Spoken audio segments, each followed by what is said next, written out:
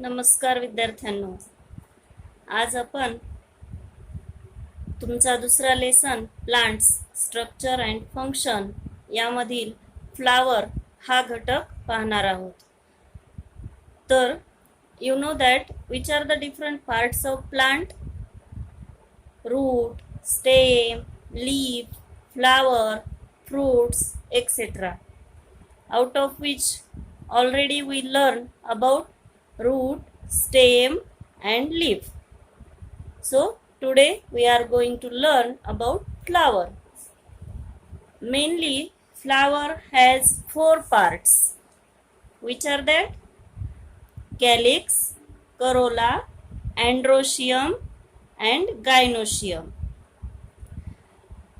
So we can see one by one. Calyx, त्याला नीदल पुंज असे म्हणतात. So in the bud condition, the petals are covered by leaf-like parts called sepals, which are green in color. They form calyx.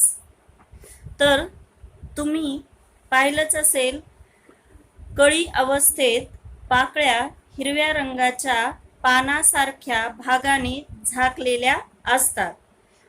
हे आवरण म्हणजेच नीदलपुंज.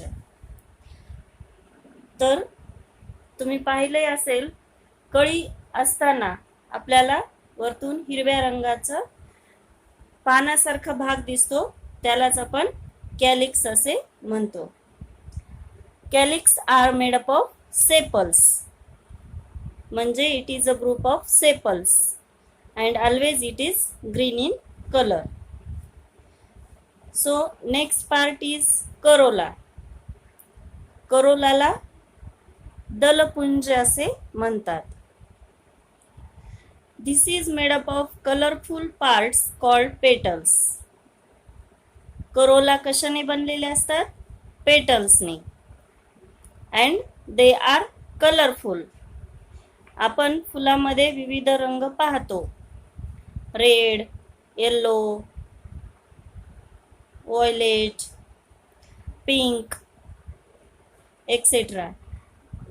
तर तो colour कशाचा असतो? करोलाचा असतो. So Corolla R colourful.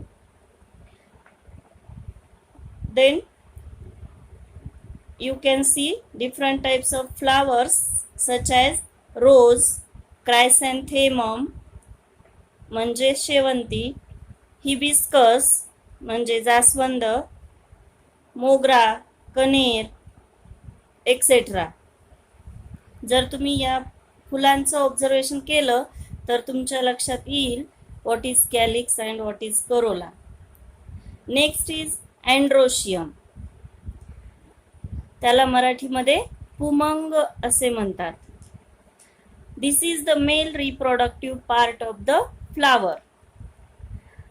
Androecium हा मेल रिप्रोडक्टिव्ह पार्ट आहे. It consist of स्टेमन.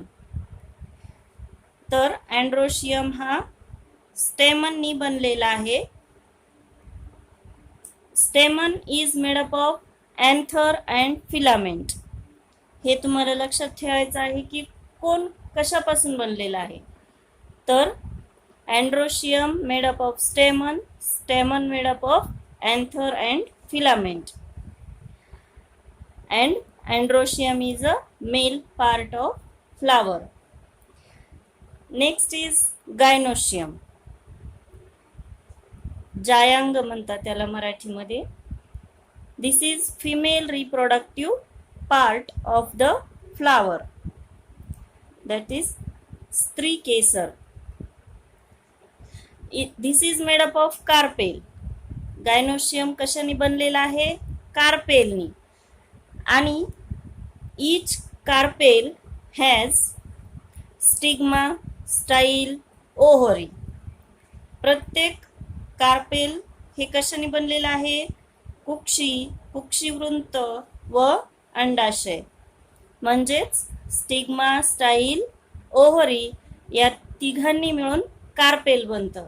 आणि कार्पेल म्हणजेच गायनोशियम. आणि गायनोशियम हा फिमेल रिप्रोडक्टिव्ह पार्ट आहे. Now this flower can take part in fruit formation. So how it take part? After maturity, anthers burst and the pollen grains which are released fall on the stigma.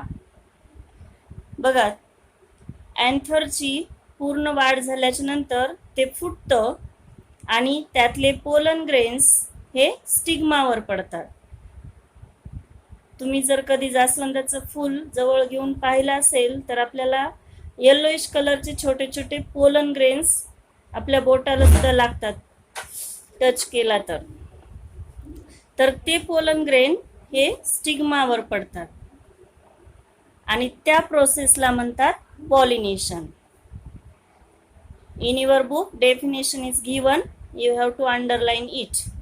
What is the definition of pollination?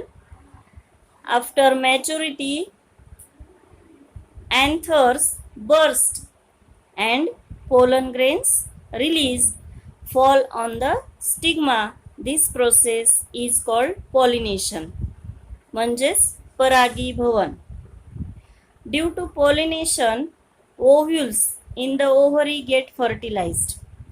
मग त्या pollination मुळे काय होतं की ओव्हरीमध्ये एक sale असतात. आता ovary कोणाचा पार्ट आहे? कार्पेलचा, म्हणजे गायनोशियम, फिमेल पार्ट. तर पोलन ग्रेन्स हा male part which is coming from anther. Anther is a part of स्टेमन and stamen is a androecium which is male part.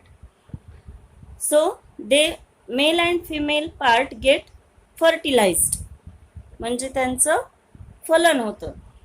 Fertilized ovules form the seeds and ovary develops into fruit. मग ते ओव्ह्युल्स fertilise झाल्याच्या नंतर त्यापासून seed तयार होतं आणि बाहेरचा जो भाग आहे ओव्हरीचा त्यापासून फ्रूट तयार होतं. So this is all about flower which is given in your book. You have to draw the diagram of flower and label it in your notebook. Next part is fruit. Now you know that some fruits are single seeded, some are many seeded. Single seed मध्ये example तुम्हाला सांगता येईल बेर, mango etcetera. Then many seeded मध्ये jackfruit, chikoo, apple or different types of pods. Then if you observe carefully, some seeds get divided into two equal parts. For example, groundnuts, peanuts or gram, moong, tur, etc. So that are called dicotyledonous seed. You have to learn and underline in your textbook seeds which get divided into two equal parts are called dicotyledonous seed. म्हणजे त्याला द्विदल बीज म्हणतात. Then some seeds cannot be divided into two parts such as wheat, jowar, maize, etc.